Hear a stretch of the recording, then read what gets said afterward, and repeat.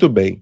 Meus amigos, vamos lá, a gente tem bastante coisa para falar sobre Cuba hoje, porque tudo indica que o regime está sim à beira de um colapso. Hoje, inclusive, eu fiz a participação com os amigos da Auriverde, tratando exclusivamente sobre esse tema, e temos mais informações, linhas de corrupção que foram divulgadas e uma situação agora com um cenário de 6 semanas para o fim total do petróleo. Nas últimas horas, o regime, inclusive, divulgou um vídeo na TV estatal, onde um dos membros de topo estava ali falando do que seria necessário a partir de agora. Então, Cuba começa a passar por um processo de desligamento, tá? E o que seria esse processo de desligamento? Somente aquilo que for essencial vai funcionar, tá bom? Somente aquilo que for essencial. Isso significa que todas as sextas-feiras passam a ser ponto facultativo dentro da ilha. Além desse ponto, o teletrabalho está sendo incentivado. O grande problema, como as pessoas vão trabalhar à distância sem energia elétrica e com acesso à internet limitado. Repartições públicas estão sendo fechadas, universidades também estão funcionando nesse momento com 3 dias apenas e o transporte público começa a ser desativado. Para você ir de uma cidade para outra, talvez seja necessário já ter um planejamento de no mínimo 12 dias de antecedência para conseguir viajar de ônibus. De ônibus. A situação está muito complexa. E o que está acontecendo? Além de tudo isso, tem um contingente de mais de 4.000 russos que estão presos dentro da ilha sem conseguir voltar para a Rússia. O governo russo alegadamente trata esses cidadãos como turistas, tá? Turistas russos que estão em Cuba, mais de 4.000. Então, temos que considerar aqui, de acordo com a informação que temos. Porém, existe a possibilidade também de alguns serem, ou uma boa parte, serem algo mais além disso. Olha só. Então, isso está gerando um problema, porque os cubanos não conseguem abastecer os aviões russos caso cheguem para tirar esse pessoal e não tem combustível para eles saírem. O Dmitry Peskov, que é o porta-voz do Kremlin, deu uma declaração e o plano é que aviões russos, tá, das duas companhias aéreas russas que têm linhas abertas em Cuba, irão já em voos planejados para países vizinhos ali no Caribe, abastecem, entram em Cuba, retiram o pessoal e depois tem uma outra escala também para outro abastecimento e assim retornar todo esse contingente para Cuba. O que chamou a atenção foi que, no meio dessa declaração, Dmitry Peskov também deu a entender que Vladimir Putin estaria considerando enviar petróleo em caráter emergencial e até mesmo humanitário ali para a Ilha dos Castros, o que vai gerar um grande problema e um ponto de análise interessante. Nesse momento, a ilha de Cuba está sob embargo petrolífero. O que significa isso? Qualquer país que exercer qualquer tipo de importação, ou no caso, né, exportação para Cuba, pode e deve ser sancionado comercialmente pelos Estados Unidos da América. E a tarifa, de acordo com o que Donald Trump definir. É isso mesmo, porque a ordem executiva assinada passa esses poderes ao presidente de olhar caso a caso. Nenhum país está fazendo isso. Só que a Rússia já está também sob sanção petrolífera. E isso pode criar aí um paradoxo. E Donald Trump, que vem tentando manter de linhas e diálogos abertos com a Rússia de Vladimir Putin e até mesmo com o próprio Vladimir Putin, qual seria a ação que ele tomaria caso isso aconteça? Bom, todo o contingente da Marinha Americana e do SS Gerald Ford continuam ali na região do Caribe, estão estacionados ali.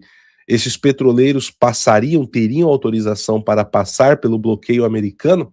Essa é a pergunta, né? E caso passe, alguma ação diplomática direta seria tomada contra a Rússia? Essas são as perguntas que começam a ser feitas neste interim. Bom, além disso, pessoal, nós temos toda uma situação que vem demonstrando que a insatisfação interna dentro de Cuba vem aumentando drasticamente. Por quê? Já são apagões de mais de 12 horas em Havana, que é a capital do país, tá? Ali os apagões já estão passando de 12 horas.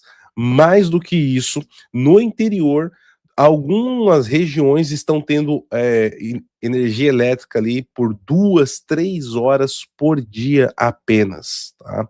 Além disso, falta combustível para outras coisas, como para o cozimento de alimentos. A propaganda estatal, além de já não estar fazendo tanto efeito quanto antes nos cubanos, agora ela também não tem capilaridade para chegar tão mais longe, porque sem energia elétrica você não tem condições de manter aparelhos ligados fazendo lavagem cerebral na população. E a insatisfação com todo esse cenário vai criando um cenário onde aquelas manifestações do 10, 9, 10, 11 de julho de 2021, que vocês acompanharam aqui no PH Vox na época, lembram? Quem aqui de vocês estavam acompanhando nessa época? Me deixe saber aí no chat, digam eu, para eu saber quantos de vocês estavam aqui. Isso faz com que toda a situação aumente drasticamente a tensão. 6 semanas para o petróleo acabar. Não possui uma fonte ou a origem que possa entregar esse petróleo para Cuba. E mesmo que essa solução do Vladimir Putin enviar, talvez ganharia alguns dias, uma semana, não seria o suficiente para estancar o problema. E agora, a administração Trump espera que com isso o regime cubano sente e estabeleça uma linha de diálogo e negociação e que alguma solução diplomática seja tomada, ou que o próprio aparato da população derrube a ditadura castrista. No meio de tudo isso, lembram que eu comentei que tínhamos informações que traziam, além de toda essa situação, uma situação que envolve corrupção, lavagem de dinheiro e enriquecimento ilícito? Pois é, e isso está com envolvimento a Nicolás Maduro, o chavismo, os Castros, as grandes estatais, a PDVSA e uma chamada Gaesa, tá? A Cuba Metales e a Gaesa. Bom, primeiro ponto, pessoal, o que é a Gaesa? A Gaesa é um conglomerado estatal militar cubano, tá? Que chama-se Grupo Administración Empresarial S.A., tá?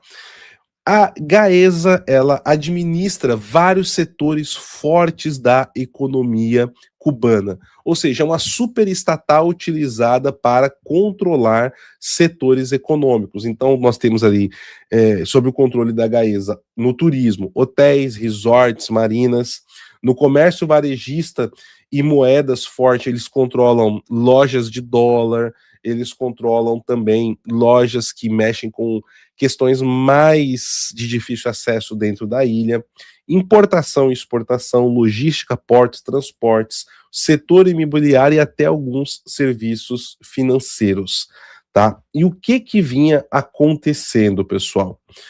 Cuba estava já trazendo muito do petróleo da Venezuela. Para quem leu o meu livro sobre o Foro de São Paulo, né? Para quem leu o meu livro sobre o Foro de São Paulo, já viu ali que os acordos envolvendo, né, o petróleo venezuelano sendo enviado a Cuba já partiu ali desde os primeiros dias do governo Chávez, no ano 2000, tá? 99 e 2000. Os primeiros dias do governo, para quem não conhece, é esse livro aqui, ó, Foro de São Paulo e a Pátria Grande, de minha autoria, com muitos detalhes, fatos, documentos, registros históricos, fontes apresentadas e tudo mais. E ali nós temos, então, essa situação, tá? Onde agora tem-se a noção de que a Gaesa estava fazendo um trabalho muito específico, que era o quê? Não era utilizar esse petróleo para a população, tá? Em partes, ele era utilizado para serviços que estão com problemas, como eu estou descrevendo aqui nesse vídeo. Em outras partes mais específicas, nós temos aqui dados que mostram que 60% do petróleo venezuelano teria sido reexportado pela Cuba Metales e pela Gaesa. Vejam só isso, tá? E teriam sido exportados, reexportados com esse dinheiro fazendo o quê?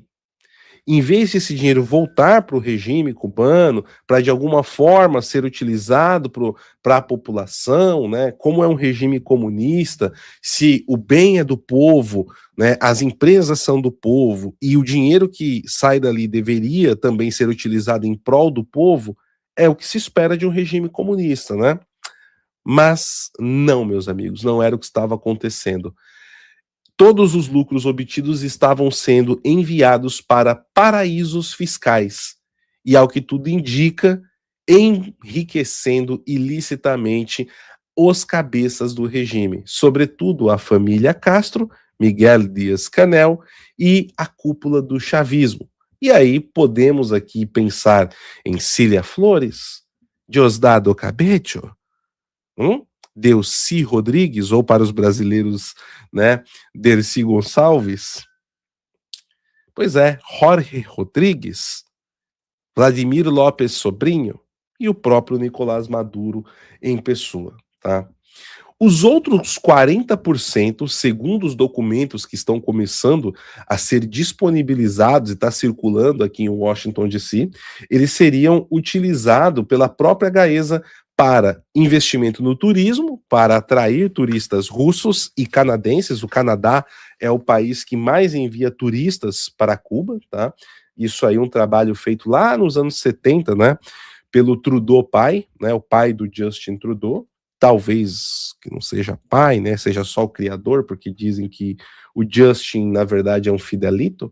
Mas essa é a história para um outro dia.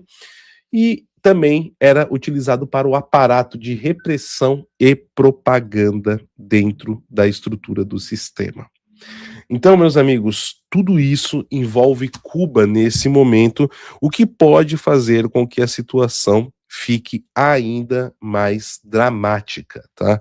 Ainda mais dramática. E aí eu pergunto para vocês, o que você acredita que possa acontecer?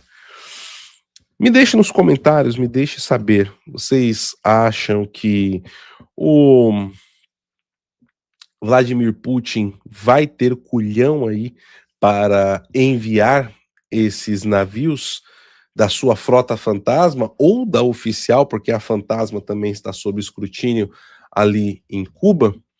Será que, se isso acontecer, Donald Trump vai deixar esse petróleo chegar?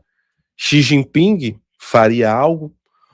O regime cubano vai ceder, vai negociar e veremos uma abertura aos moldes venezuelanos, talvez? É outra dúvida que nós precisamos colocar aqui nesse caminho todo, não é verdade? Mas o tempo vai nos trazer isso daqui. Uma dúvida que me foi levantada hoje, né, lá na Auriverde, é se com tudo isso, né, e no caso do regime cubano cair, esse seria o fim do Foro de São Paulo, né? Eu já venho falando para vocês há um certo tempo que para acabar com o Foro de São Paulo é um pouco mais complicado do que tudo isso. Mas, todavia, contudo, se cai o regime cubano, se nós não vermos uma retomada do regime venezuelano e Lula perder a eleição aqui, eu diria para vocês que o Foro de São Paulo estaria no seu estágio mais denso, mais adoecido de toda a história. Ainda assim, ele conseguiria prosseguir com outras forças políticas, mas estaria muito, muito comprometido de verdade, meus caros.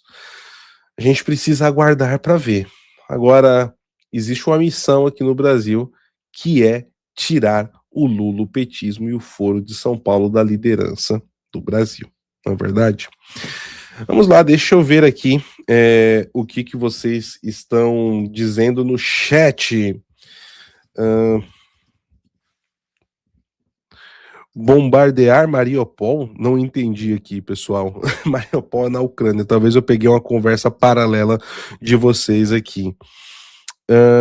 Deixa eu ver aqui. Olha só, a Gisela disse aqui, ó.